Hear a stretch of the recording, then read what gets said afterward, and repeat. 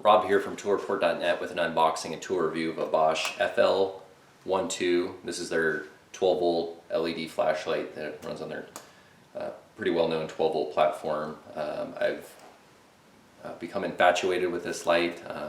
We bought a bunch of the 12 volts and they were running a promo where you got some of these flashlights free. And I'm amazed how much light they put out for a 12 volt platform compared to, we've got multiple 18 volt platforms here in the shop, primarily Makita.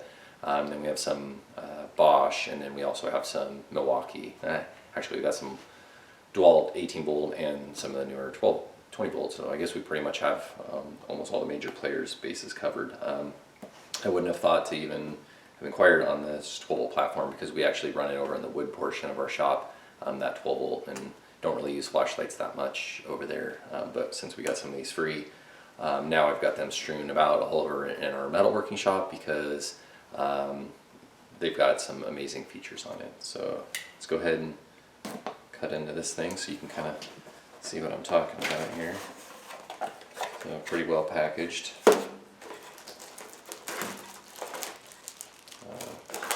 Typical owner's manual, and then just a little spacer block in there.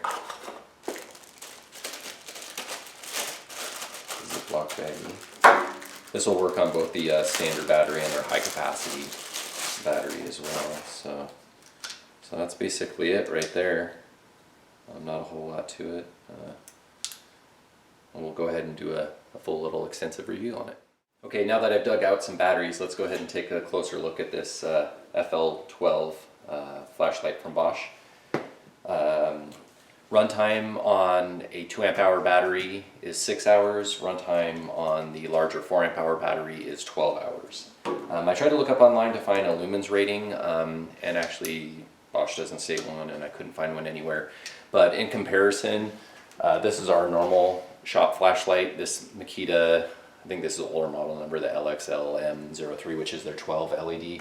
It's rated for 240 lumens on high, and I know the Bosch actually puts out a little bit more light than that does, which is funny because that's an 18 volt platform, and that's primarily why we started using this so much, is because it's so much smaller, has so much versatility with the 200-degree rotating mounting clip. This has the dual magnets in it, so you can angle it down. We wind up mounting it on top of things to shine down. So I'll just have a battery in it so you can kind of see how bright it is. But it's got a really cool carabiner clip on there, so if you need to hook it onto something, which I thought was kind of hokey, but I've actually used that multiple times and it works great. I can't wait to take it camping this summer to see how it goes. Those are the dual, sorry about that. Those are the two magnets I was talking about. This hole right here is actually a nail hook, so if you need to hang it onto something, I've used that quite a bit. It works great as well.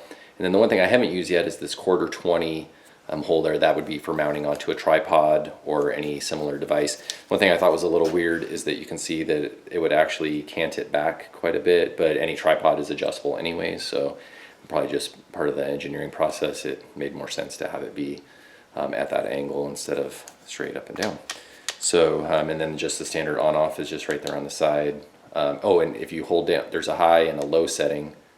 The low is not much lower, so I couldn't find a runtime rating on the low setting to see the difference between the high and the low. I'm assuming the published runtimes, actually I can't assume that, because I know a lot of runtimes they'll actually publish them on the low setting instead of the high to claim higher runtime. So I'm not too sure if that the 12 hours on the high capacity is correct and the 6 hours on the low capacity. I know I've used it a ton. We only use it in the shop with the low capacity batteries because we only have one of these high capacities and it's usually sitting in an impactor drill, and we've got a ton of these 2 amp hour batteries floating around, so that's what we use. We actually have many of these flashlights floating around and we use them for everything in the shop. I was just drilling a bunch of holes in my jet drill press yesterday, and it was really nice.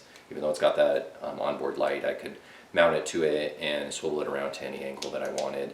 And actually one of the biggest things that I found that I loved is on my Ellis bandsaw, which is sitting here right next to me, was to mount it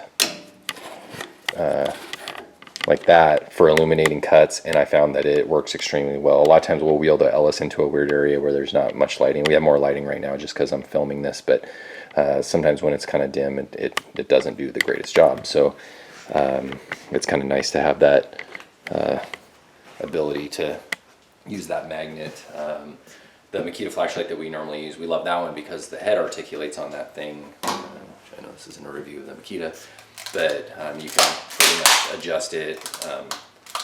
It's got a hanging hook on the top, so I kind of thought this was the most adjustable flashlight that I had really used, and we, like I said, we used the crud out of that thing, but as soon as this Bosch came around, that's pretty much the only thing that we've switched over to. Runtime isn't quite as good as the 18-volt battery, but that's about the only thing that it gives up on it. We find it works extremely well. Working on rigs, I was doing some work underneath a van, and it was super nice just to mount it to a frame rail, and I could see exactly what was going on under there instead of that flashlight you're either sitting on the ground trying to find an angle up or trying to wedge it up inside something to have it shine back down on you. And it's so nice and handy just to have this thing to just click it up in there. I know there's a lot of magnetic flashlights out there, but having it be on a battery platform where battery's out, I'm not replacing batteries or having to recharge it. I just pull that battery out, grab another one off the charger, pop it in, and I'm ready to go. And it shares the same battery platform that we have already in use on some other tools. So I kind of want to say I couldn't live without this right now, because we've become so accustomed to it. We've been using it for about a month now, and just now getting around to doing a review on it. But so yeah, 10 LED flashlight from Bosch, the FL12, a huge thumbs up from us. I think it's a great tool. It retails for about $50, which seems like a lot, but if you've priced out any of the higher end flashlights from Surefire or anything like that, $50 isn't really that much for a flashlight. But that's just a bare flashlight. You have to have the batteries, charger, everything else that you already have. But most people getting into that, same with that Makita light, you're buying that because you're already on that battery platform. You're not looking at it as a brand new purchase of a flashlight. So that's it. This is Rob from toolreport.net. If you enjoy it, please subscribe to our channel and give us a thumbs up and comment if you like. Thanks.